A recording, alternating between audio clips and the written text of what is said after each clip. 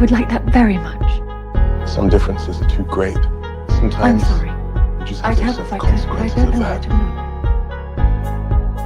move. This crew is my family.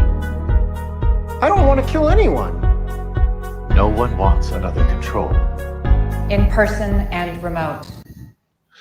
Hello and good evening. Star Trek Discovery Season 4, Episode 7, But to Connect is over, or it might be airing wherever you are right now. And this is our final podcast of 2021. But we're just getting started here on Live Long and Podcast. I'm Dave Mader, coming at you with Star Trek TV and movie reviews, streaming here on Facebook, YouTube, Twitch, or you might be listening to us on the audio version. I'm joined with co-host Michael Chan. How you doing tonight, Mike? Good. I have a bruise on my forehead from my 3-year-old who heel kicked me. She is strong. Yes, she is. Yes, and when they get bigger, it only gets a little bit tougher. A lot tougher, a lot worse. I can't wait. You got to watch out. You got to watch out. To die. It was a good day to die. A day to connect, perhaps. Yeah. Depending on who you are, as we were playing up in the Stamets doesn't want you to die. I don't want to kill anyone. No, of course not. Can't connect with anyone. Group hug. Yes, we're hoping Adam Woodward will be joining us shortly as well. I don't know if he's running late or not, but we expect he will be along to join us. I have no messages. I don't know. We'll see. We'll see how what happens, but we will continue and we will connect here. But to connect. And we're going to break down this episode. It was the season 4 mid-season finale. First of all, let's just get into what did you think of the episode, Michael? I really liked it. I think by making it clear that this was a mid-season finale, that they then allowed for the story to be very DMA heavy, and so because that dominated the episode. And I'm okay with it. I'm actually okay with it. There was kind of like two plots tonight. One plot is Michael Burnham and Book and the Federation Council, and they're all kind of talking about what to do with the DMA. And I'd say the other plot line was kind of like Stamets freaking out with Zora, and not just him. It was like Saru and Culber, Adira, Gray. But also, just what exactly defining what Zora is. Yes. And I found it was even though both are related to the DMA, obviously the Zora storyline was less so. But I liked how even though both are distinctly different storylines, they converged with messaging near the end, and it was expertly directed, in my opinion, as we converged with the scenes meshing together. Lee Rose directed this episode. Not a name I know, not a household name. He's directed 3 or 4 episodes of Discovery before this, including The Examples, which we did 2 weeks ago. So this is, and then he did An Oboe for Charon and Choose Your Pain previously. Started his anyway, just kind of looking at his notes here. He's worked on a bunch of different shows, but he's I thought it was interesting, the writing too, just how they were kind of interweaving the two storylines and the speeches, most notably between Michael Burnham and Stamets as she's speaking to the council and as he's talking to that room, I guess the ready room, where they're kind of having this debate and philosophical discussion and everything else. So those are the two main things we're going to break down tonight. But I was going to say one of the things I liked the most was it was kind of, for me, a bit of a reminder of that episode of TNG where they kind of debated Data and whether he belongs to the Federation or not. A Measure of a Man, or The Measure of a Man. I think that was the one where there was like a trial, right? Now, mind you, it's obviously a different way of going about it, but really we are trying to define what this mechanical being is, and this new life form, as they define where they belong. And I thought it was really well done. I thought there was a lot of parallels too, just with that storyline in particular. Even most notably with Stamets. He says something tonight, where he says everyone else here seems to get it. Everyone seems else just to accept Zora for what you're saying, and I don't know why I'm not coming around as quickly, but I'm not. I think I do have. Yeah, I remember that line. Damn it! I'm just. I'm trying to understand you, trying to get my head around how they can be so okay with this, and I'm not. And to me, that really like struck me as like a parallel or a metaphor for a lot of different things, whether you be maybe you're gay or you're trans or you're just different in some non-binary, whatever, because sometimes other people are going to come around to accepting those kinds of things or what your truth more than others will. Right. And in this case, considering the characters they chose to have in this scene or yes, this segment, it made it clear that there are parallels and there's messaging there. Mm-hmm. And it's probably going to piss off all the people who keep calling this show woke, right? Well, I'm sure it will. I don't know how you could not notice it. But no, I'm just saying this is the type of thing that I've been seeing a lot online. I am okay with it. I think it's fantastic. I think if you can make it, if you can tell like an interesting science fiction story, and not be don't be so on the nose, but because we're expecting by the 31st or 32nd century, a lot of like the today's challenges have been sort of addressed, which they have clearly, they have, but having new ones that maybe kind of remind you of what has been solved in the past. And Stamets, as he was saying those lines tonight in particular, like everyone else is okay with this and I'm not, but he's also, I think there is some legitimate concern in this particular storyline because Zora is a new life form, an artificial intelligence or something, or more than the sum of those parts incompletely, but they dealt with control in the past and other sort of malevolent Skynet level AI technologies that could kill you, right? Yeah.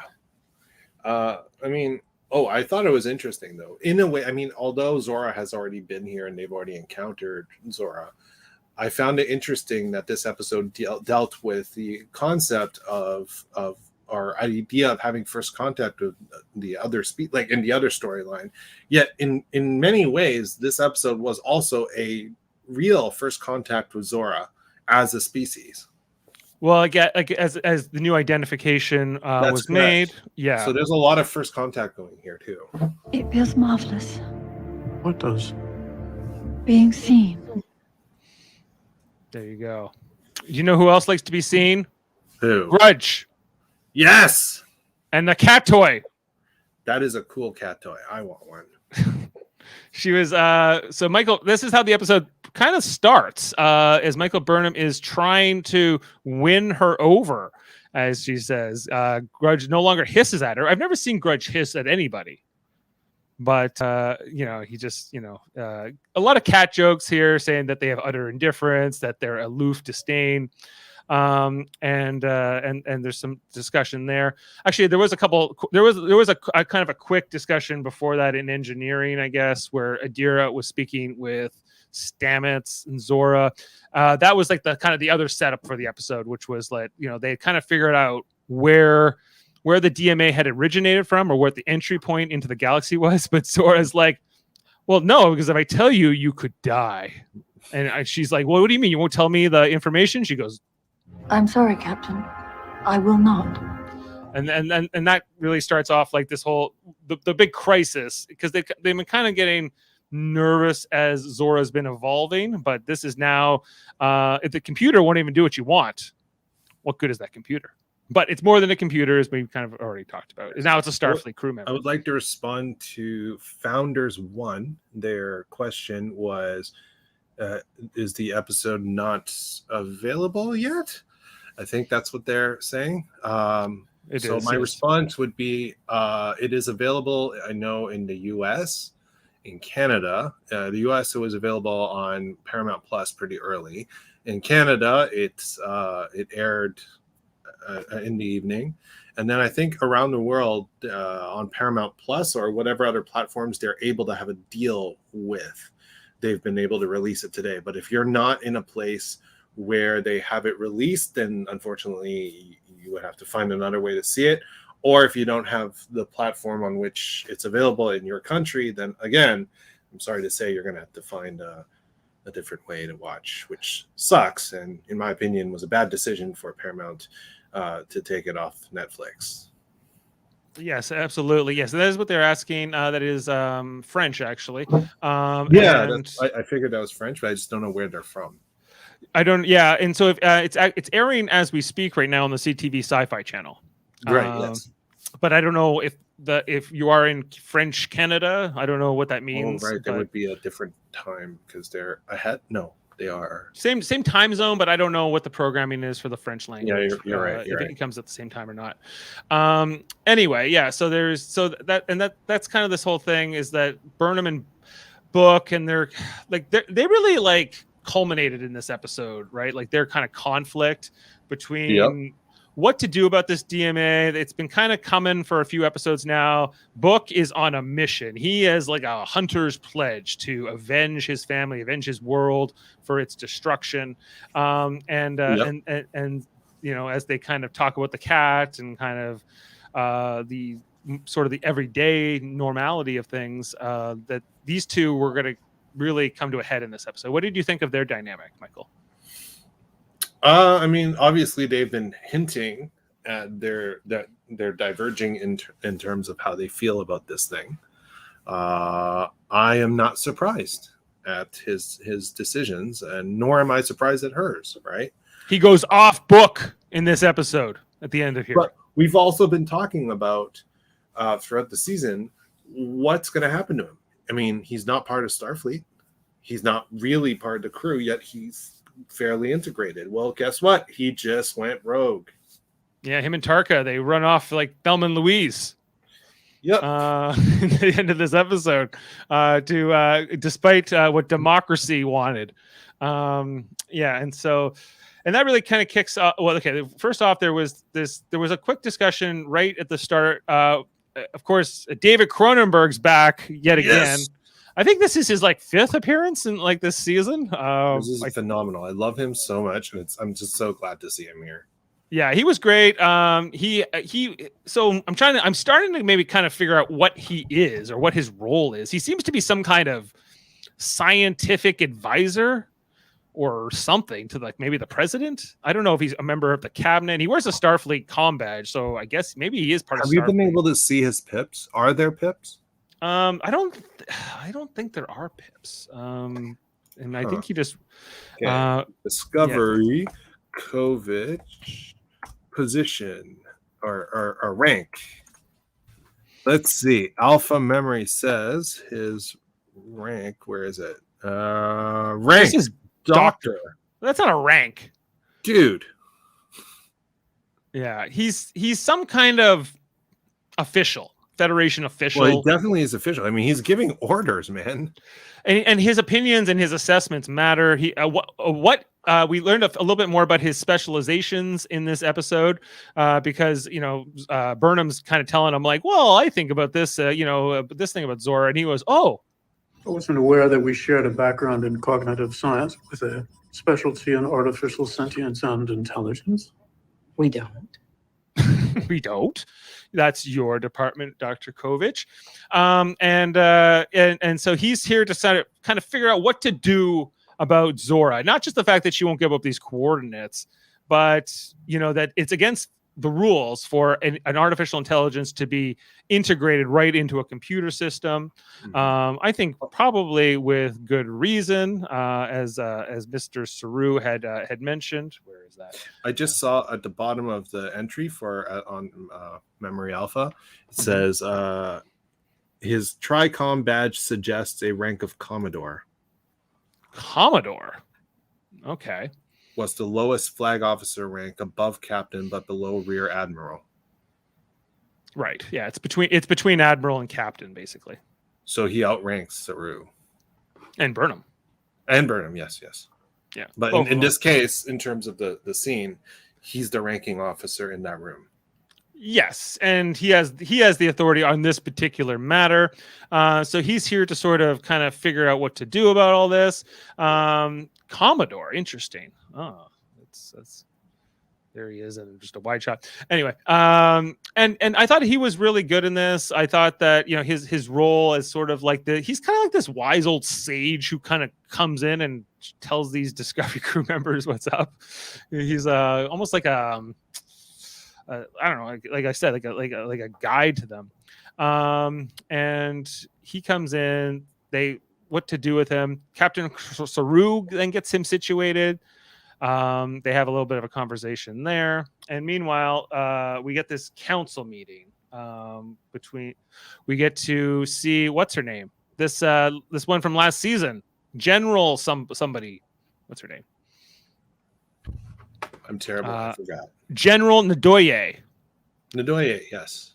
Yes, and so she is the Earth representative. Now, as we found out in this, because I was asking, I'm like, well, so Navarre has rejoined the Federation, but Earth hasn't. Earth is still an independent state. Yeah, that's the planet we live on. And so it's so bizarre to me that we're not in the Federation at this point. If the Vulcans and the Romulans rejoined that quickly, why wouldn't Earth? But I guess Earth is a little bit more isolationist at this time. And I guess things aren't moving as fast as we thought they were. I guess. I suppose they are not. And then so Burnham she goes, good to see Earth. It's good to see Earth represented. But if I may offer a gentle correction, United Earth now represents Titan as well. So Titan, which is a moon of Jupiter or Saturn, I can't remember. Right now is another, because we saw that there had been conflict in season 3 when post-burn Earth didn't even know that the people of Titan were humans and their own members of their species, because there had been so much separation for so long and there had been a bunch of conflict and whatever. So Earth has sort of come back together. Now Ndoye, who was sort of like Adira's commanding officer or whatever when we first met Adira, is the general of the Earth military. And Burnham goes, hey Rillick, President Rillick, you want them back in, don't you? And she goes, damn straight I do. You want them back in the Federation? And like Navarre, it would mean a lot to bring another founding member back into the fold. So, yes, I would like that very much. So would we all. To me, it's like, why wouldn't Earth be in the Federation? It's like, I don't know what to tell you this, guys, but everybody who watches this show lives on Earth and is a member of the human race. So it's hypothetically not everybody. Most. President Rillick's mom's ancestor. What she say was they never saw. Well, her mom never saw Earth. Her mom's, and so her mother was at least descended from humans, right? But she's never seen Earth. Never got to see it. She says that's one of her great regrets. And there has to be humans who haven't seen it. But it was like okay, like in season 3, it was like, hey Trill, and they're like, whoa, we haven't seen anybody in the Federation in so long, and they're like, we'll rejoin. It was like instant, right? And then Navarre, who was like maybe the most hostile against the Federation. We saw that by like the 3rd episode of season 4, they were like, "Oh, we're back in." We're like, "Well, we'll have to." Well, maybe humans are a little bit more mirror universe-like than we'd like to think. It was the capital of the Federation for centuries. It's weird to me that humans would regress to this isolationist viewpoint in such. I know the burn was a big deal, but it seems a bit. I don't know. A bit of a stretch. I expect that they're going to write this out very quickly, but they're keeping this one going. And then as the assembly begins, Booker meets up with Ruan Tarka. They start to have a bit of a conversation here. And he goes, "Hey, why are you talking to me like we're friends?" And he goes, "Don't confuse it." One should never confuse friendly with friendship. Yeah, I'm not your friend, Book. I'm just friendly to you, but I'm not. We don't have a friendship. He goes, "Well, why are you here?" He goes, "I like to use these politicians like sulfur slugs." Politicians are like Garathian sulfur slugs, small-brained meat sacks filled with hot gas, but they can provide a means to an end, can't they? So it's a means to an end, and he's here for his moment. Now, so Tarka and Book end up being on the most on the side of like let's go after this thing. Let's attack this DMA. It destroyed Qui-Gon. It's threatening to destroy other worlds. People are dying. We need to do something. And on the other side of that, we have like Navarre and well, I guess Earth is also on their side. Right, the isolationist United Earth. They're like, we should strike. We should show strength. We need to get in there, and we need to do whatever. So where did you fall on this argument? Did you see both sides, or were you sort of one? I understand both sides, but I personally fall on First Contact. It seems to me like that is going to be that's got to be the way it's going to go. Also, just a question here. This whole like this meeting chamber that they had, instead of like having one big, large room, it was like a series of levels. Where yes, and if you remember whenever they show it from the outside, it looks like a towering thingamabobby. So I would assume this is showing how the levels work. Yeah, did you think that was cool? I thought it was super cool. Yeah, she's like, whoever's here, I couldn't help but. Sorry, I opened up something. I couldn't help but think when she was like, if you're remote or in person, where is it? In person and remote. I'm often remote. Now it Yeah. is. It also made me giggle because I'm just like, pandemic, we're all remote mostly. Yeah, I'm going to be using that clip again, I think, in the future. Were they socially distanced? It's not bad. It's not too bad. Like, it's 6 feet apart. There are a few cases that that's not Tarka's a dick and he moved closer to people, but yeah, Tarka, but he's Ryzian. So what are you gonna do? Yeah, so it was interesting to see like the different species, and I do want to talk about the different species we see in this council. We see so many, man. Awesome. Including our Cardassian, who seemed to have gotten a makeup update, which I wanted to get into. And so, yeah, but then they're like, okay, so the DMA is here. We're all here. She says the Federation is 60-member world strong. The Federation is 60-member world strong. And now I remember, as we just did First Contact, Michael, with our Star Trek Radio Theater, we know that at that time in 2170, or sorry, it would have been 2373, the Federation had over 140 members back then. So it is still the Federation is a shadow of what it once was. Yes, but doing okay. It's not. It's still doing pretty well. Oh, there's Adam. Hey, hello. He made it. Sorry, guys. It's all right, man. It's okay. We're the dogs. No,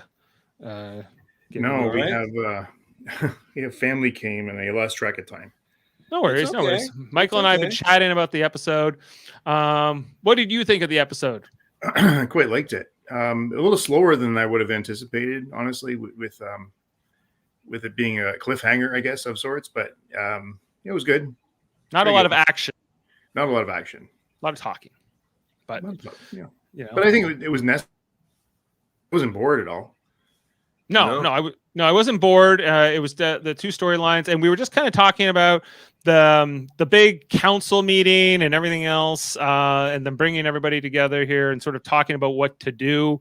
There was a little bit of chaos, a lot of different voices. We should assemble an armada and mount an attack. Communication must be established as a baseline. We need to develop countermeasures. One at a time, please. Yeah, we can't. Too many ideas. Stop it. So my question: did you guys know like all the races and all the national, all the? I recognize a lot of them.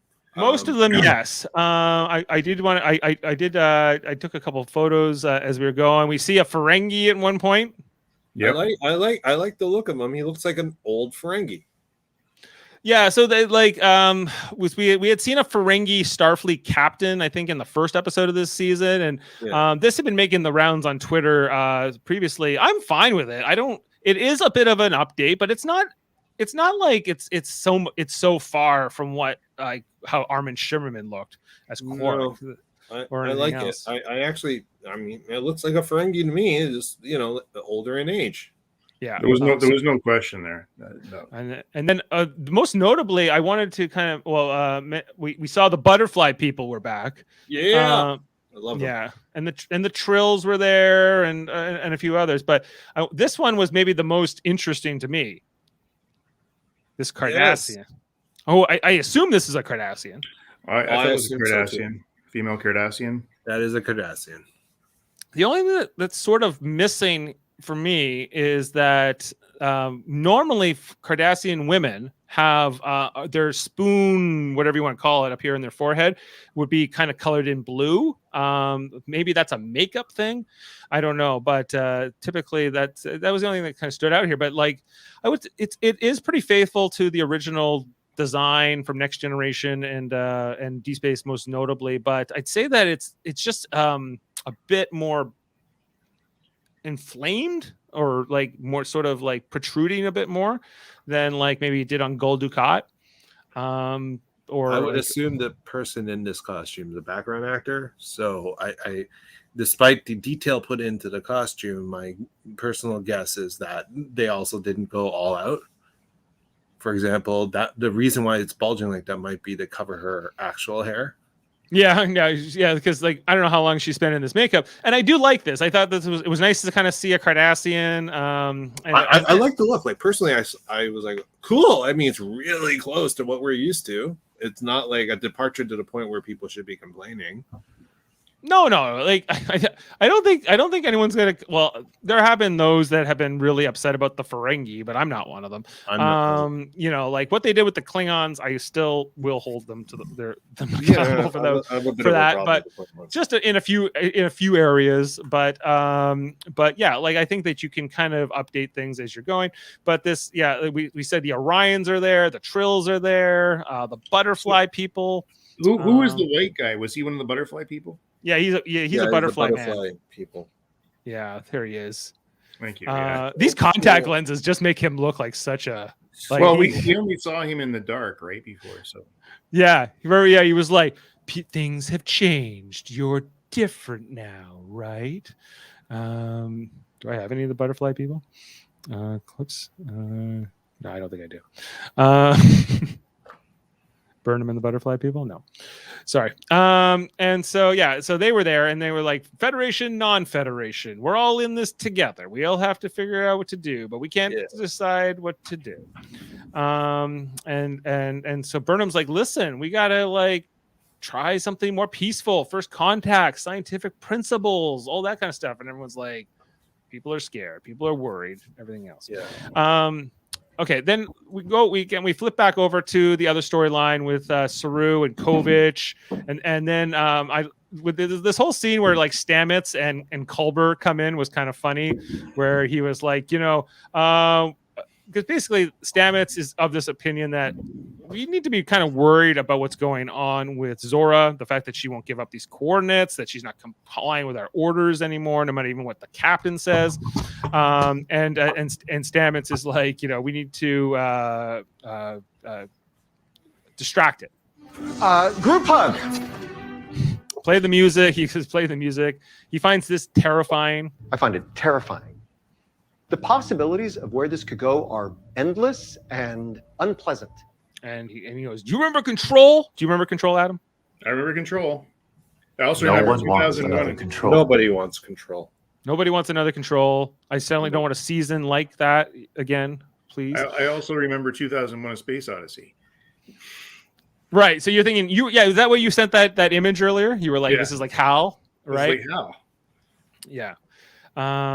And I think he is asking some important questions here, you know? I mean, what if she gets mad at us and opens an airlock or whatever? You know? He's completely right to ask these questions.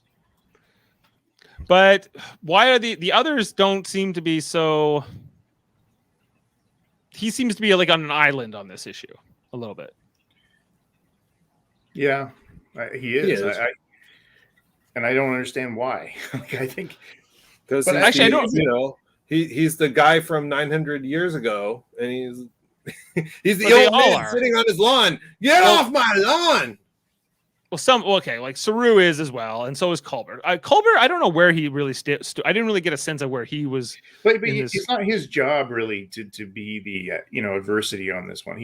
I'm not even sure why he was there. Yeah, why was he there? What, Culber? Yeah, No, sorry, Culber or Stamets. Sorry, Culber. Culber, because he disagrees. Well, I mean, he's Stamets' partner. I'm not surprised.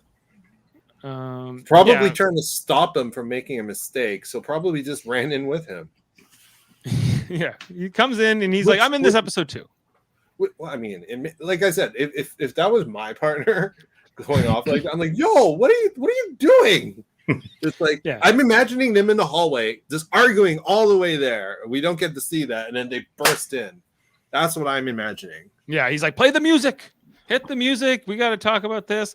And I think that there are some, like, control was this whole thing. They obviously have regulations around artificial intelligence and what to do with it and what are the rules. And then it becomes and then you have like characters like Gray who are a synth. This was more of a plot line of Star Trek Picard in their first season, the whole ban on synths and everything else.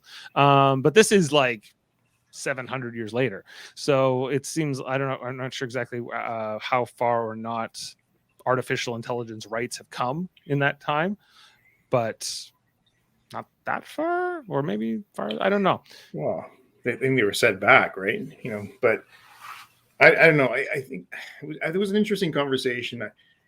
I find Dr. Kovic or whatever his name is. Kovic is very intimidating. Yes. And it's almost like he's the classic psychiatrist. You don't really know where he stands. Like he just, I love it. His glasses he wears. Like, I'm like, why does he wear glasses? It's the future. But you're right, Michael. He plays the role brilliantly because his tie, the whole thing, the tie, the suit.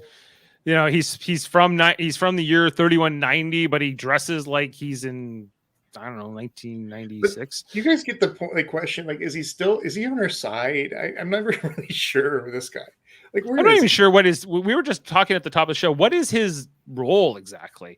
He spends a lot of time on Discovery. He had time in his schedule to like give Culber a pep talk. We know he's got the title of doctor, and Michael and I were talking about that. His comm badge indicates that he might hold the rank of Commodore, or which is between captain and an admiral, the lowest admiral rank, called rear admiral. But he's here to kind of like assess, is Zora got to be pulled out of here? Is it or not? Is there cooperation possible? It's kind of like, he seems to have a lot of authority within the Federation. We know that Vance listens to him. We know that the Federation president listens to him. So his voice carries a lot of weight. And he says at the end of the episode, well, I was here to assess Zora, but also all of you too. I'm always trying to figure out what to do about any of you. He was like, I might have sent you off, Stamets. I don't care if you're with Culber or not. I would have sent you to another ship. And he's like, as it should be. So this the whole like debate here that we're kind of going back and forth in the episode. It's a real like flip blah. We're back to the council. What we should do about this thing. And then there's this whole kind of moment where Tarka comes in here, Adam, and he's like, you got to know your moment. Know your moment. While you're debating whether to approach this species with war or peace, you're losing sight of the real problem, the anomaly. Yeah, he talks about how no one's had any success. He's like, these idiots over here, they tried to fire torpedoes at it. You fired 1,600 quantum torpedoes into it. You scrapped countless probes. How much latinum have you liquidated trying to solve how to get a ship inside? Those aliens, I wasn't quite sure all who they were.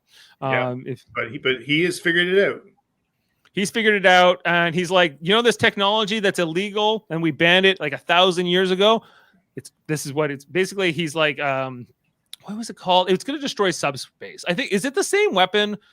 Do you know if you remember in Star Trek, the movie in Star Trek Insurrection, there's this whole part where Riker and Geordi go off to fight the Sona, and he goes, there's some kind of weapon that was banned because they're unstable. Do you remember that part of the movie? He's like, I'm going to shove it down the Sona's throat. And he gets the joystick and all that. They're going to call this the Riker maneuver in the future, says Geordi.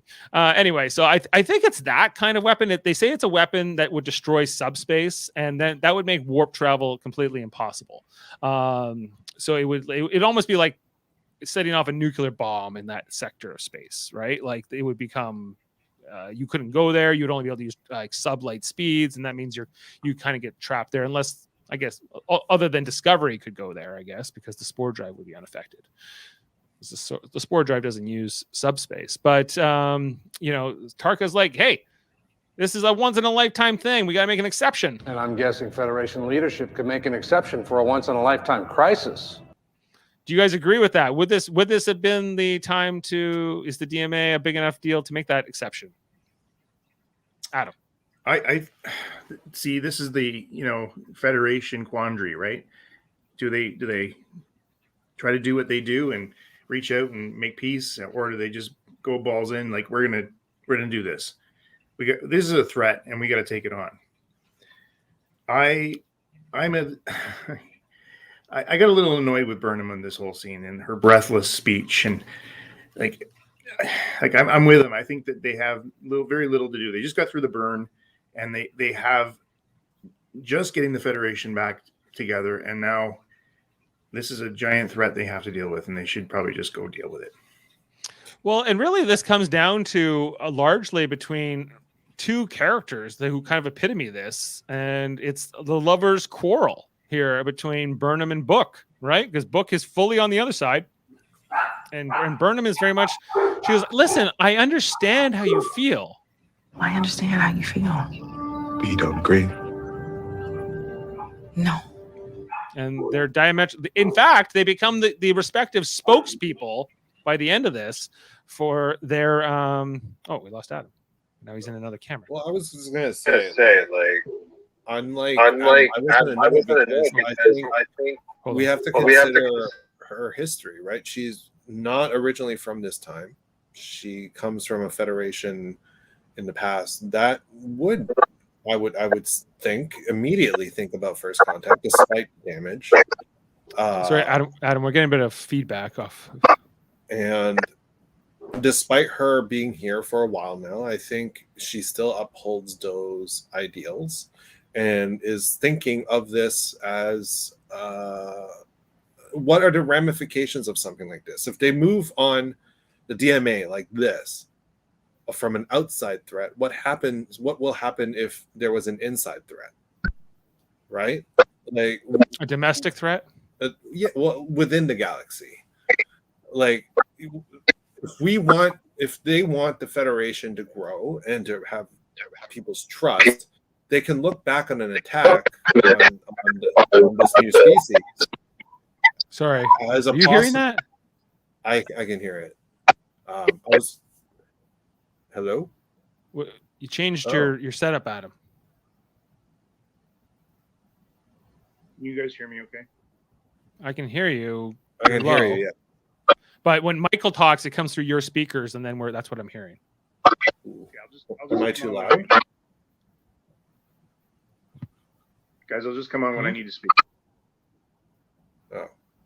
So all I'm saying is like this is a reflection of what the Federation aspires to be.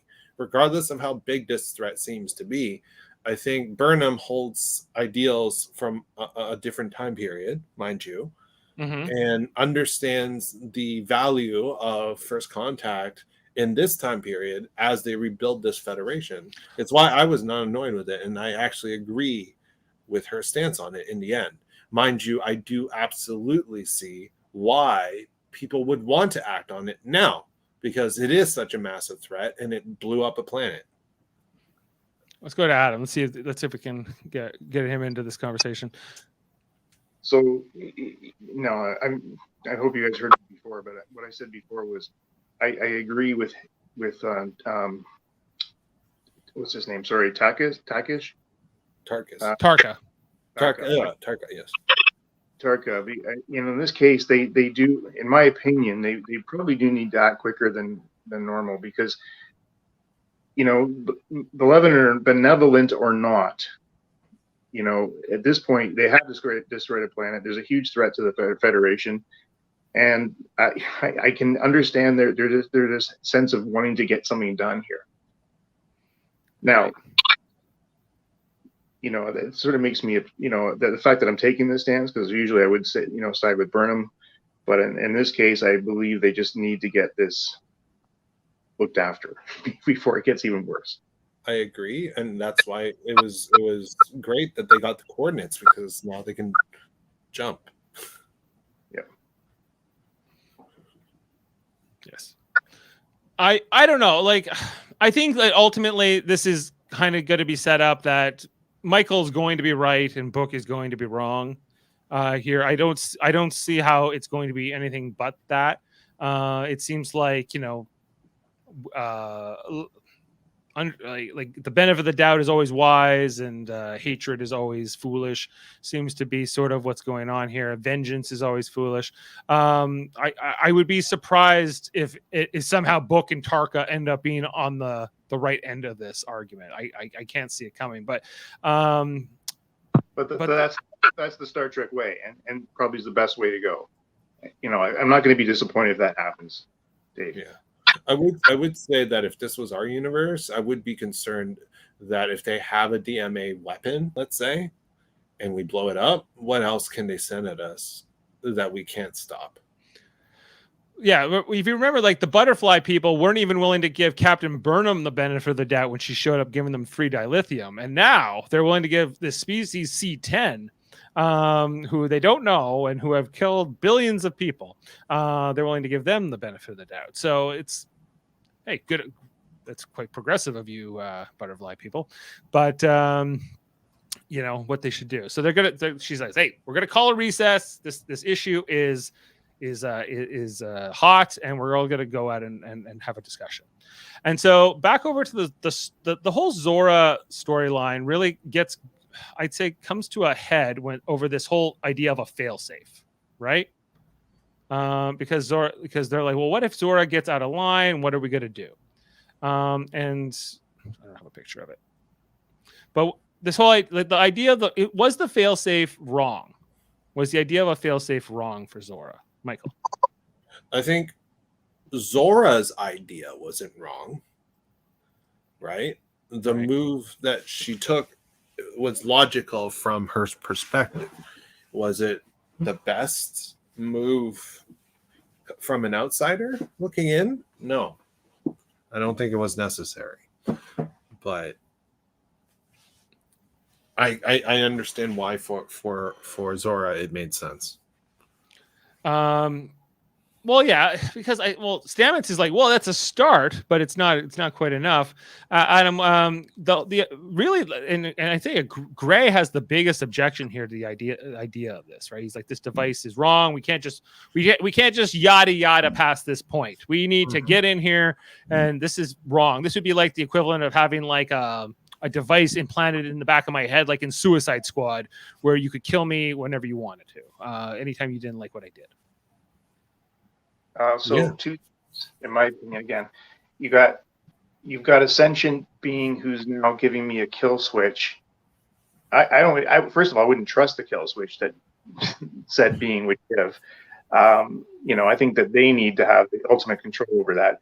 But again, I don't blame Stamets at all for wanting this power. I mean, she's got a lot. She's got a lot of proving to do here, and the whole point that Zora basically said, you guys don't deserve this information because I know better. And, that in itself, I think, flies in. As soon as somebody says you can't have it, wait, it's my ship. I want it. And you have that information. You're supposed to be able to tell me this. You're the computer. So, right. Yeah, and then reclassifying this computer was important. Like Zora is not quite just a computer, right?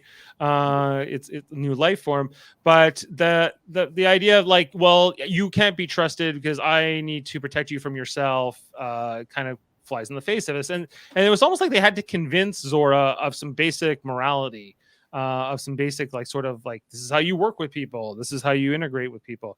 It just, she's like, thanks. Stamets, Commander Stamets, you give me a lot to think about here. This is like a computer that can do like trillions of calculations per second, that has a lot of information at its disposal. I think it was natural for essentially a baby sentience to have to learn right? No matter how much data they have, how much they think they know, just like data. When data Just like gained emotions, there was a learning process. Yeah, I guess the difference is we never really saw Data's development, right? In Next Generation. Like when we meet him in that show, he's already been in Starfleet for many years. And yes, he gets his emotion chip later and he has to learn how to deal with that. But he talks about like how he was discovered by this crew with no memories on that planet where he was created, and that he had to sort of earn his rights. That gets expanded upon later on when Picard does that whole trial in season 2. But there was all kinds of stuff that happened with the idea of Data's rights and what that meant, and sort of and maybe his adolescence, if you will, that maybe this would parallel to Zora. Adam? So I wonder, guys, if Zora had a body and was out of the ship, you know, talking with them, do you think would change things? Change Stamets' opinion? It would change this scene quite a bit. Like Zora, there's holograms everywhere on this ship. So if Zora could have an avatar present to represent her, it would probably make her feel more of an individual and less of a computer. But they don't go that route in this episode. Yeah, I mean, she's choosing her own visual identity, right? Which is just her own form. A wavelength to represent. She doesn't have to look like any of us if she doesn't want to. I guess. Does she not? I guess she doesn't want to. I mean, she did choose the wavelength thing. This is the way she chooses to appear. Yeah. I would say something I just thought of now, how both Book and Zora are characters, are individuals who have been on this ship and have been part of its adventures, and both of them are not part of Starfleet, if you think about it. And by the end of the episode, one of them leaves. Right. And the other joins. One goes off book, and the other just joins Starfleet. Well, I didn't know it was that easy to join Starfleet. You can just join as a specialist. Zora is pretty advanced. So is Book. But Book but he just freaking jumped away with a prototype, which, by the way, holy crap. Yeah, with the prototype Next Generation Spore Drive, which we got to get into all that. But this whole thing where they go into like Zora's like dreams, right? Like, and we're seeing like sort of these memories of the ship. We get some archive footage from the different seasons. Go Tilly. Tilly was there for a minute, like when they first got to the paycheck, future. Man. It's a paycheck. That's when we came to the future. That's right. You know, and so like Kovich, David Cronenberg's like, listen, artificial intelligence beings, they do not dream unless they're programmed to. And no one, and Zora kind of explains, no one programmed this in me. There's this part of my computer core, my memory core, that I don't quite know what it is. Adira's like, I just thought it was like kind of like a relic or sort of a carryover. I didn't really give it much thought about what it was when I first found it, but it turns out to be sort of this evolution of Zora in this episode. Thank you, Jody. We appreciate the support. Keep up the yes to 2022. This is our last podcast of the year. And just plugging the Enterprise at 8 podcast. Check that out every Monday at 8:00. Nice jersey, Adam Woodward. Even though the juniors have been canceled, I heard. Yeah, it's a sad thing. It's a sad thing. We're coming off that trivial debates with the juniors. From right here inside the Nike check, it kind of looks like a Star Trek uniform. It kind of looks like like a Captain Picard it does. uniform. I was thinking that earlier. I was like, was that on purpose? It's a good one. It's a good one. And so they talk about like the evolution of Zora and the fact that Kovich is like, listen, I'm 10 steps ahead of all of you guys. I know what's going on here. I just want to watch you guys kind of figure it out so that the show can fill up the whole hour. So he's just it's interesting to kind of all see that kind of play out. And they're, I don't know if I was getting more concerned or less concerned as this was going on, but Adam, question here was this whole idea with Stamets, because he was the one in the room who's the biggest skeptic. He's the one who doesn't, he's like, I'd like to trust you, Zora. I'm trying to understand you. Trying to get my head around how they can be so okay with this and I'm not. why is Gray and Adira and everybody, and Culber and Enkovich for that matter, and Saru, why are they all like, don't worry, we can trust Zora. We don't need a kill switch. Trust is a two-way street, and we're gonna kind of come around on this. And Gray's like, I'm a synth. Are you not okay with me?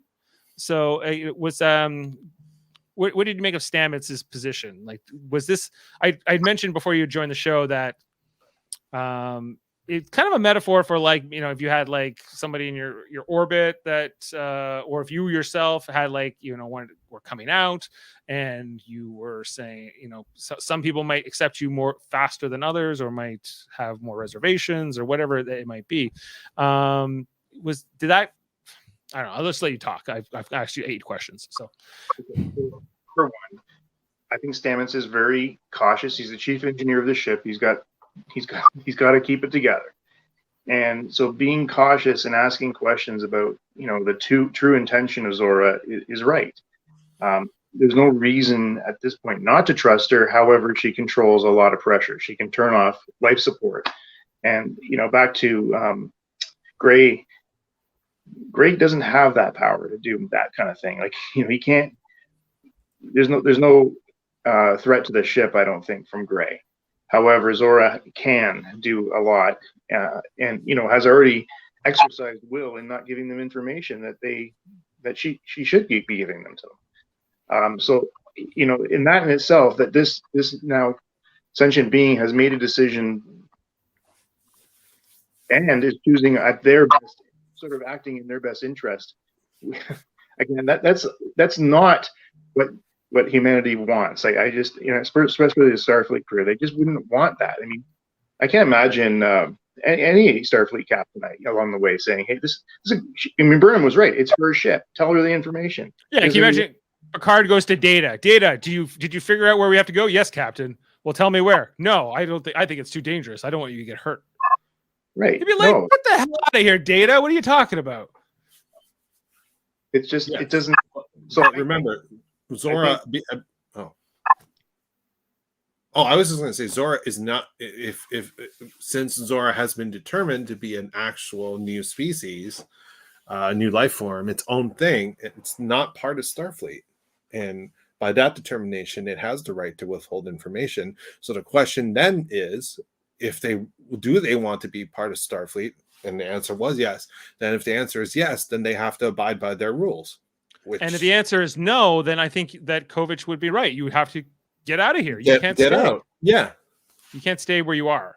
And so that's, I think that the conclusion that they all have to come, like, where does Zora fit in? I guess if we're going to say Zora is a new life form, Zora is an individual, then therefore you have to respect those rights. But Zora, it's a kind of a back and forth, like you have to, Stamets of all people.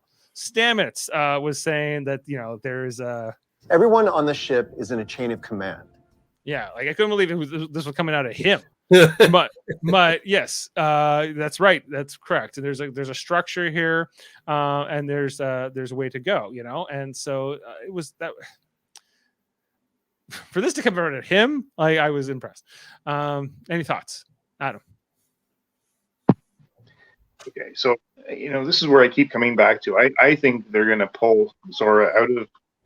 She can become a hologram. I think she can become a hologram. Somewhere along the way, we're going to have a personal connection, and that would do it. So that's my prediction on the second half of this season. That's going to be something that I think we'll see. Because other than that, they're just talking to air. It's still a computer. You know what I mean? So they're going to have a personal connection. I think that's going to come, and she could be completely on their side. I believe she is. But I think she's going to have to prove it. Yeah, like Control was on the side of the Federation until it wasn't. And, Skynet worked for the United States until it didn't. And, so that's kind of like the fear here, right? Is that if they went bad, he's like, they kind of say if any crew member here, if Saru went off, and Saru says as much in the episode, he's like, listen, I could do something bad. What's to stop me from doing? I could blow up the ship, but you trust me not to, and we all kind of have to trust each other to sort of not do horrible things. It's just that the extent of the damage that Zora could potentially do is maybe a bit greater than like one human could do or one Kelpian could do or whatever. But that risk is always inherently there anyway. It's not really any different.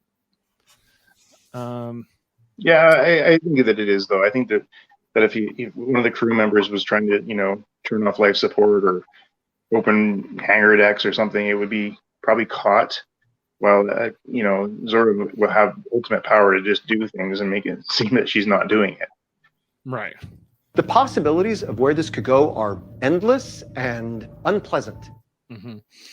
Yeah. So anyway, but it's kind of like an interest that I think that the philosophical argument in this whole scene with Zora and everything else way more interesting, way more compelling than what we got over here, because it's like, do we attack this thing we don't know what it is, or do we try to make peace with it? Well, what's the downside if you try to make peace for it and fail? Maybe another plan gets destroyed. Okay, yes, that's the downside. But but if you attack this thing and a war breaks out, potentially a lot more are going to die than just than that. So isn't it worth not trying? The speech, they each have to give like their respective speeches here, both Book and just this cut eye he's given Burnham in this whole thing. But he's like, don't wait until the people you love are taken from you before you act. That's his argument. And then Burnham is saying, we cannot let fear define us. We cannot let fear define us in this moment. Do we lash out blindly, no matter the risk? Or do we proceed thoughtfully? You can see that the votes sided with her. Right. And so it was to try to make peace here. Kind of interesting to see all these different icons that popped up as we were going here. In particular, so they get into like the actual vote. It was like, vote if you want to try to make peace, and if you don't put your hand up. So we get this guy, the Trill guy, in his like yellow onesie or whatever he was going with, and we see here like that. It almost looks like a lowercase a there at the top. What is that? I don't know. I guess that's their symbol. I guess. He almost looks like he has your shirt, Michael. I was about to say I like his choice of colors or color. Yes, and so just like I thought that it was interesting just to see kind of a vote kind of play out. I was like, how did this work? Was there like one vote per world, or was it just votes of people present? Because like Burnham votes in it as like as on behalf of the Federation, but then like when we see like the actual the tally of the votes here, you see like that there's Federation symbols on both sides. There's Romulan / Navarre, like I guess Navarre symbols on both sides of the vote. We see the Trill symbol. We see, what else do we see here? Whatever this thing is. Cardassian It's symbol. Overwatch. It's Overwatch. I think that this is a Bolian symbol over here. Interesting. There's another one on that side too. Yeah, I don't know. Was it? I wasn't sure. I wasn't quite sure how you got to be a delegate. Who vote? Did Tarka? I guess he was there to vote for Ryza. I would assume so. Right. So it was, but because it was only those voting for making peace, and you just Earth didn't even vote. They were against it. They were like, let's attack. So my thinking completely changed on this when they got to the fact that this weapon was banned in the Khitomer Accords, and I that to me is like, okay, now we're talking a weapon of mass destruction that we shouldn't be playing with. Right. And that's when I sort of swung back. I was on Tarka's side, and then I flipped back over to Burnham because I just, that to me is when the Federation has to stop and say, hey, wait a second. No matter what, we can't use this kind of weapon because, it's too damaging. We don't know how far this can go. So that's when I flip back over. Yeah, it seems like they're going down the wrong path. It seems pretty obvious that they're going down the wrong path. And then the democracy says this is not the way. We need to try to make a peace here. And there's like kind of like there's a conversation right before the vote between Tarka and Book where Tarka talks a bit about his own motivations here, that we saw that scar on the back of his neck, which I guess was from that control device that not to be confused with Control, the AI, that the Emerald Chain had been using on like the people they had enslaved. Book mentioned that he had his scar sort of fixed, but Tarka says, no, I kept mine to keep my what does he keep? We all wear grief in our own ways. And he says, when he was like a prisoner of the Emerald Chain, he worked with some other scientist and they had some kind of romantic relationship, and he never saw him again. He just kind of disappeared, probably to a parallel universe. He goes, what do you mean, like the mirror universe? He's like, no, there's more than just the mirror universe. There are countless parallel universes, each with its own quantum signature. I thought that this was an interesting line that they kind of threw into this episode. The idea of there being all of these parallel universes, their own quantum signatures. That's been used in the episode Parallels, if you may remember, the one where Worf was bouncing around in Next Generation from like reality to reality, one where he was married to Troy and when he was a first officer. They talked about quantum signatures in that one. I have to wonder if the franchise, like the Chris Pine, J.J. Abrams thing, if they're going to introduce that down the line, and this is hinting a bit of a seed for that. What do you think, Michael? I actually did think of that when they brought this up and what universe he comes from. Right.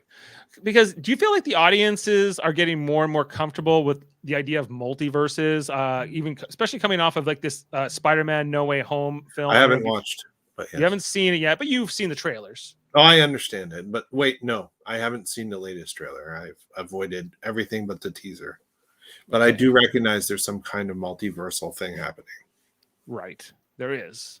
Because I see everyone talking about the different actors involved. That's how I know. Yes. Right. So like is the modern mainstream audience okay with this? You know, that you can have different versions of Captain Kirk and whatever. Adam. I think we're comfortable with it. I think I like. Sorry, was that Next Generation episode the one with like the thousands of different Enterprises that kept popping up? Yeah, the one where Riker's like, "You can't set us back. The Borg are everywhere." Exactly what I thought of when he described that. I thought of that because I love that episode. And I like when they tease us with it. I don't know if we should be going down that rabbit hole on the show. You know what I mean? It's just, I think it'd be too complicated. Yeah, it might be. It depends what they want to do with it. If it's just to do it for the sake of it, then don't do it. But if you have a great story to tell, then yeah, like you can set it up in different ways with science fiction. But your universe is very easy, right? Because you've only got two of them, and there's two. It's just easy to keep track of for the viewer.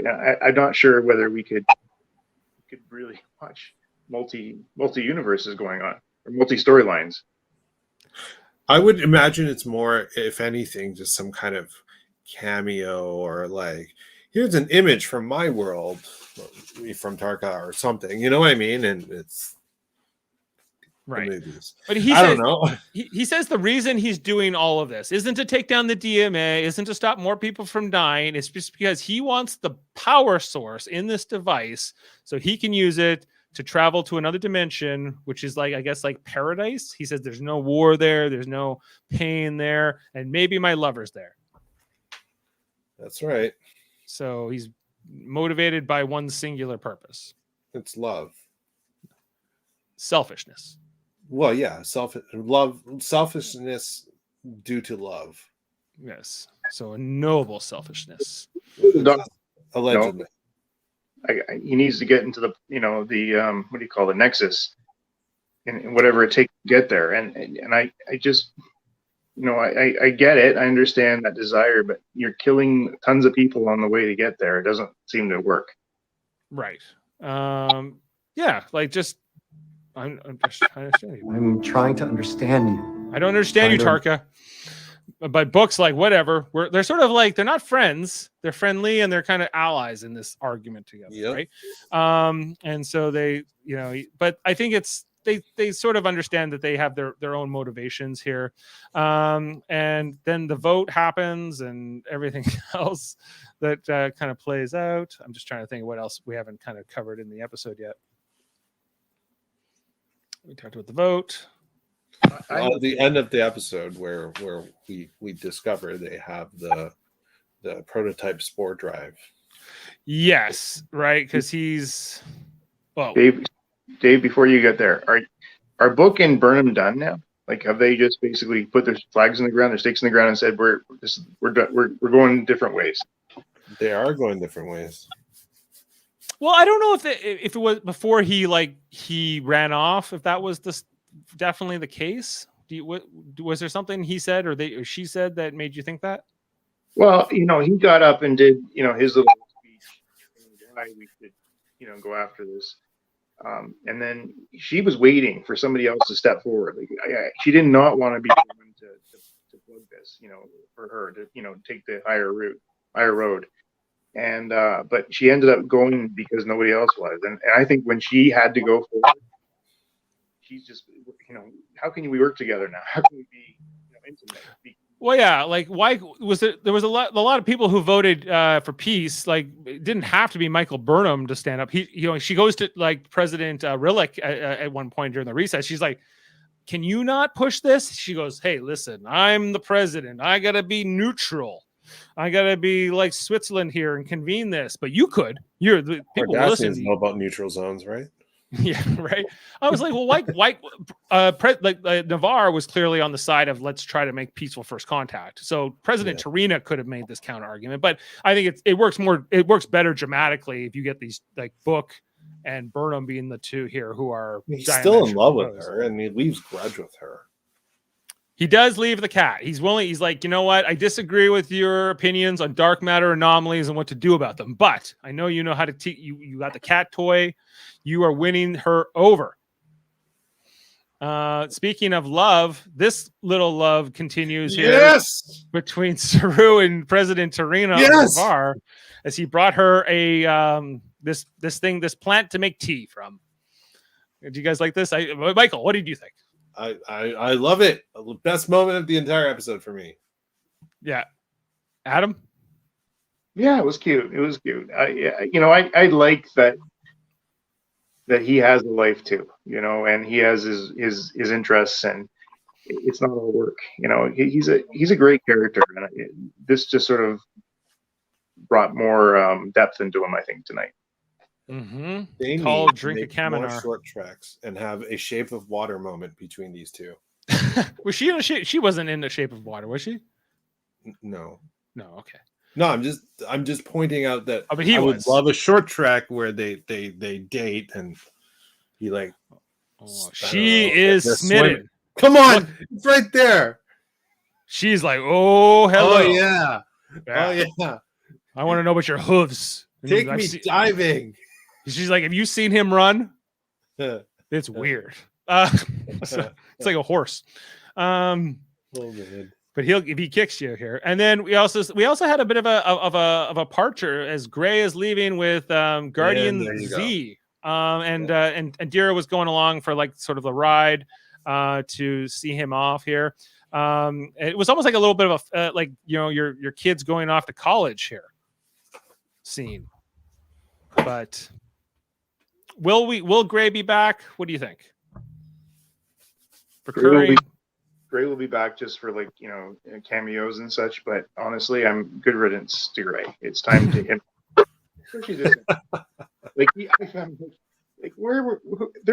First of all, Adira's an ensign, and he's not even part of the crew. And they burst into this meeting, and I didn't really like it. Yeah. Again. Do you like Gray over there, Michael? I'm okay with Gray. I understand why Gray did it, just because Gray has a connection with Zora. But also, since Gray is now leaving, it also made sense for them to write something for him to be a part of before he goes. Right. So and we'll see, because once Gray does finish their training and they become like a guardian, I guess that could tie maybe into some episodes with Adira down the road. Gray is also a past host of Adira, and what I want from Adira is more like, tell me about your past lives. Like there was that great episode in season 3 where all of those past hosts kind of like came out, and they were all surrounding them, and then that's all kind of fallen away. Like Adira doesn't talk about their past lives anymore, right? Because Gray's always there, and Gray's one of them, and like and was also their boyfriend before they became the host themselves. And so I'm just like, well, where is it? Like, I want to see. I want you're a joined, not a trill. You're a joined human. You're a trill symbiote joined with a human. So like, give me more of that. I want to know more about when you were the Admiral and you knew Admiral Vance when he was younger. I think that there's a lot more potential there. Any disagreements? No. Anyway, so I know, but again, I think there's been a lot of time spent on Adira. And just from a strictly a viewer standpoint, I'm interested in the bigger stories and more of the bridge crew, like the commanders. They're all commanders now. I'd like to know more about them. I'd like to see Tignataro come back, or more. I was disappointed she wasn't in tonight. Honestly, I thought she would be. She could have been in this conversation, but no, we have to make room for Gray. So. Or whoever.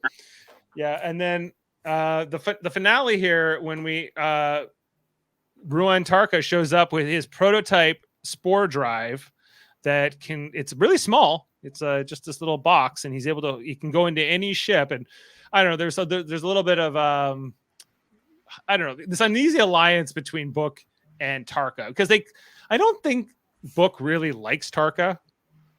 Deep down, I don't think he would prefer not to hang out with him, given the chance, Ryzian whiskey or not. But don't you think he's more of like I don't know if Book likes who he's become because of this.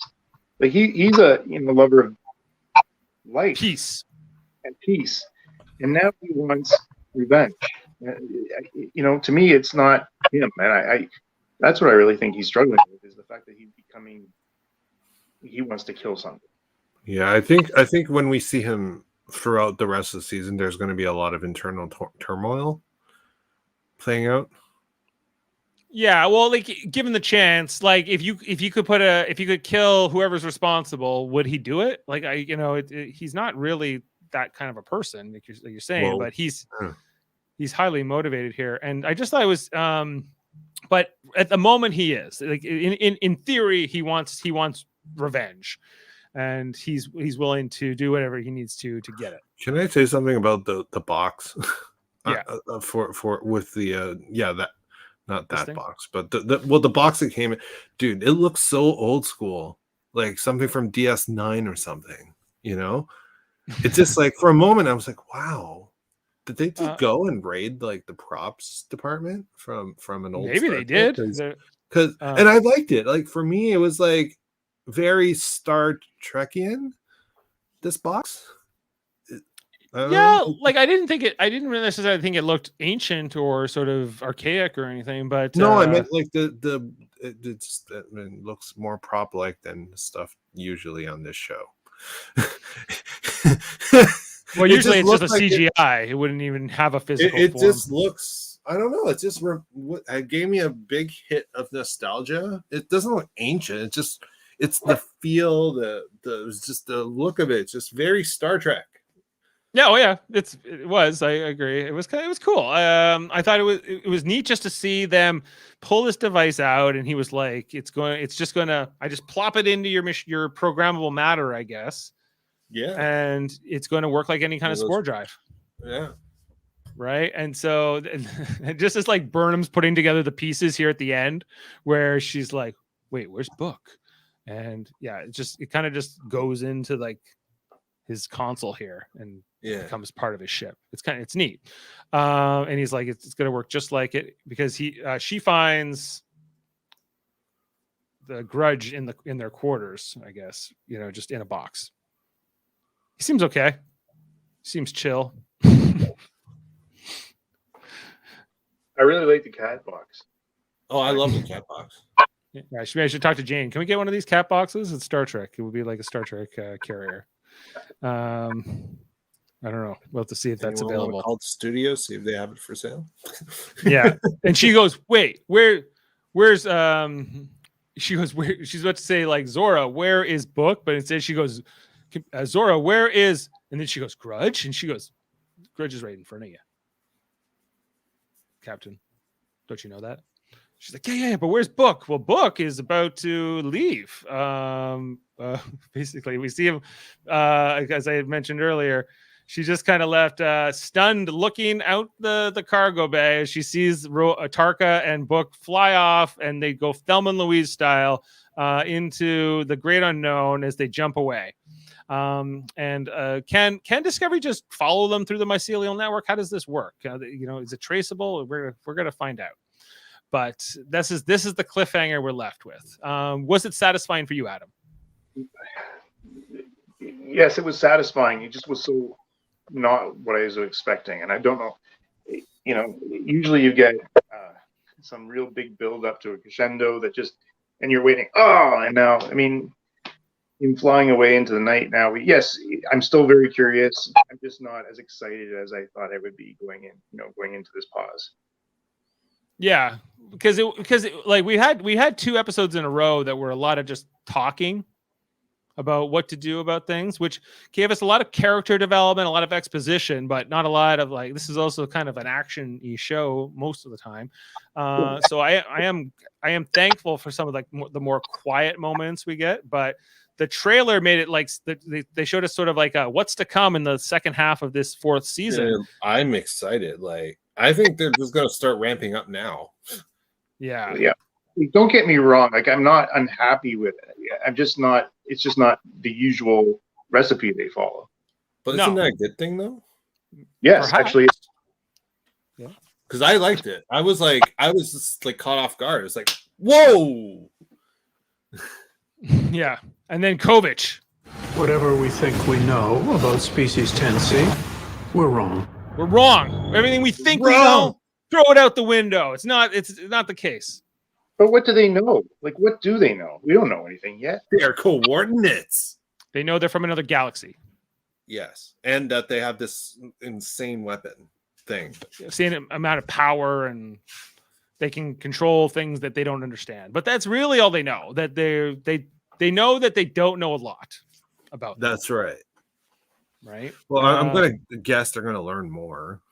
Well, Trina's like, if a species that had this much power wanted to hurt us, they wouldn't do it this way, right? Well, I mean, Burnham, when she was making her cake, she goes, "Well, what if they don't even know they're hurting us? They're just doing what they do." Yeah. Well, why is that so inconceivable?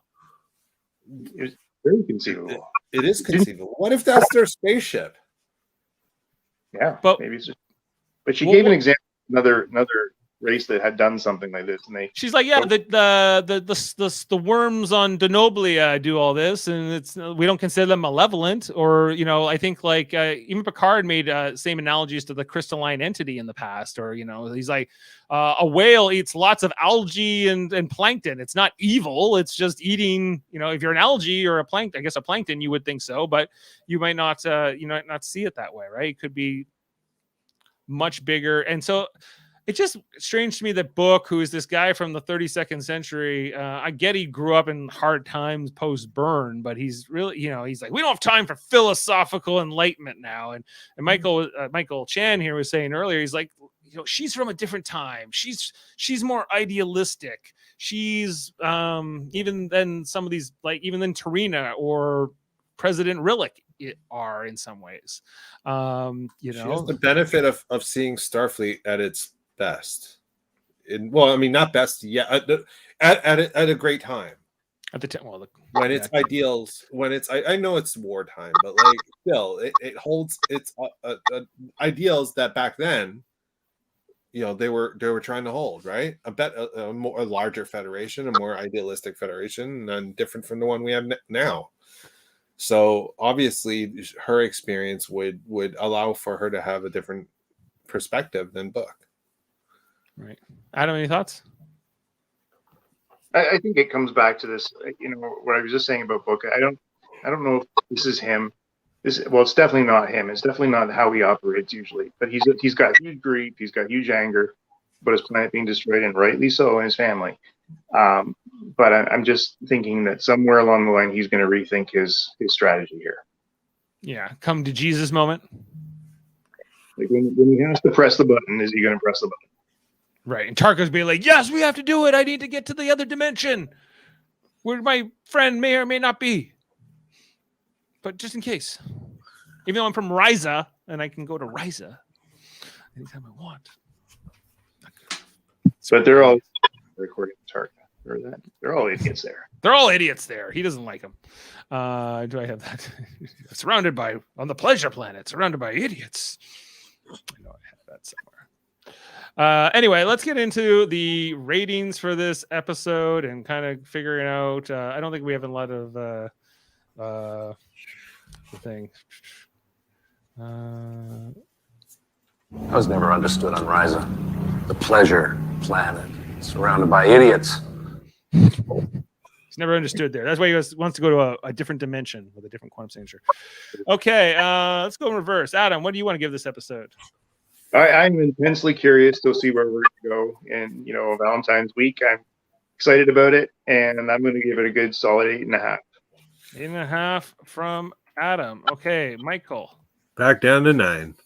Nah, it wasn't stormy weather. Stormy weather. Stormy weather. Where's that? I have so many clips now. It takes me forever to scroll through and pull them up. Stormy weather. I am. Zora can sing. Oh, was that her singing? Yes. Yeah. Zora. Oh, I thought she was just getting an old song. I gave this last week a 9. I think that this was good. I'm going to give it 8.5, like you did. I think it was pretty good. Cool. So an 8.7 average. And as of a little while ago on IMDb, it was at a 5.6 with 172 votes. That has not changed. So it's. Dave, do those marks, do you ever go back and look at them weeks later, or do they? No, I haven't. No, I typically pull them on the day of. So I could go back and update these at some point, a re-audit, because I wonder, if I looked at stormy weather from last week, it's down to it's up to a 5.1 now, with 700 something, almost 800 votes now. So 5.1. So hasn't changed that much.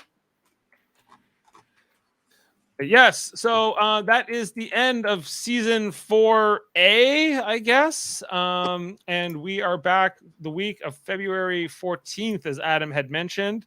We will be back in 2022, Thursday.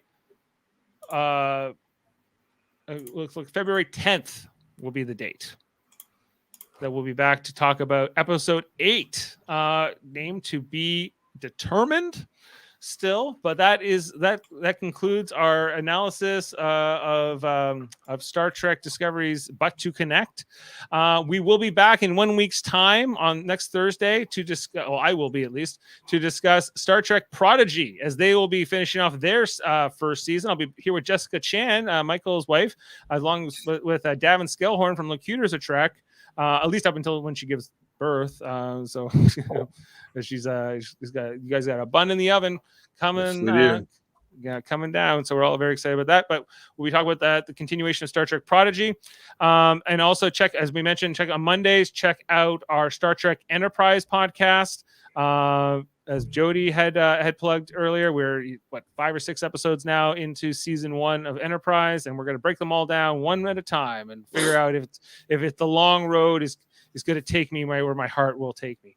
And we also are going to be talking about Star Trek Deep Space Nine next week, as we do every Tuesday, continuing to finish out season 4. I believe next week we're doing Body Parts. This is the one where Quark thinks he's going to die, and then he sells his body, but then he's not going to die. It's a really good one. And that's also the one where Bashir puts Keiko's baby into Kira. Lots going on. Anyway, but this is the final podcast in our whole network for 2021. We did a lot of podcasts this year and hoping to do a lot in next year as well. You should also check out our other channels, including we have Super Mater Brothers Podcasting, our channel where we talk about stuff that's not related to Star Trek, movies and TV. Most notably, we talked about Spider-Man No Way Home, which Michael hasn't watched because he hasn't seen the movie yet. We also will be talking about Hawkeye very soon, because we wanted to kind of cover that as part of our MCU podcast. We talked about Survivor Season 41 this year. We talked about Big Brother, both Canadian and American, and Big Brother Celebrity will be starting up in January, and we will be covering that with Jaemeel Robinson and maybe Jeff Mader, we'll see, as well as Big Brother Canada in the spring. And what am I? And then I guess the next season of Survivor, which is starting in March. You should also check out our other channel, Trivial Debates, where we argue about movie, TV, sports in a game show format each month. Most recently, we had Adam competing against Davin Scalehorn and my son Eamon, with Max Duda hosting. It was a real fun one. We did that on this past Monday. Feels like a long time ago now, but it wasn't that long ago. And so you should check out that episode as well. We do that on the last Sunday of every month. And Davin will be hosting for the next episode. And I think that's it, guys. Michael, anything you wanted to plug? You have your podcast with Alex Blackburn. How's that going? Yes, it's the Hellbound podcast. We are a horror podcast that now also has an ongoing like radio drama intro at the beginning of every episode. That's getting a little crazy right now with adventures around the world. We release every Saturday, but I don't think we're going to have one this Saturday because my family had food poisoning, and Alex is actually volunteering with he's from the UK. He's volunteering with the NHS to try to get vaccines into arms. So they need more people working on getting people to get the vaccine. So we're kind of busy. So we'll probably be back in the new year, the first Saturday of, or second, since Saturday is the new year. It's not a cure, it's a vaccine. That's right. Thanks, Bashir. And Adam, do you have anything going on Twitter? No, guys. What I just want to say is thanks for again a great year, and I had fun with it, and looking forward to February so we can find out what's going to happen. What's going on with the DMA? We're going to find Unless out. I'm stuck in the hospital, at which point I apologize. I won't be here. Oh yeah, so you got the baby's birth is all around that time as well. As is my future niece. Is my brother Jeff and his wife are going to be having their baby right around the exact same time as you and Jessica. Interestingly enough, so I mean, if she's not going into labor and we are in the hospital, I'll just hop on to say hi and then pop on from my phone. We should get like a 2-for-1 deal or something here. Or else the baby's gonna end up in the episode. Hey, it's my baby. But thank history.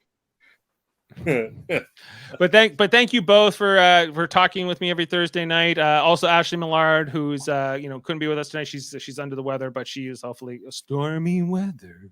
But she will hopefully be better soon and can join us for season 4. Well, soon. Yeah. Okay, guys. Well, we're going to sign off for the night and for the year, actually. Thanks for tuning in. Thanks for listening, subscribing, sharing with all your friends.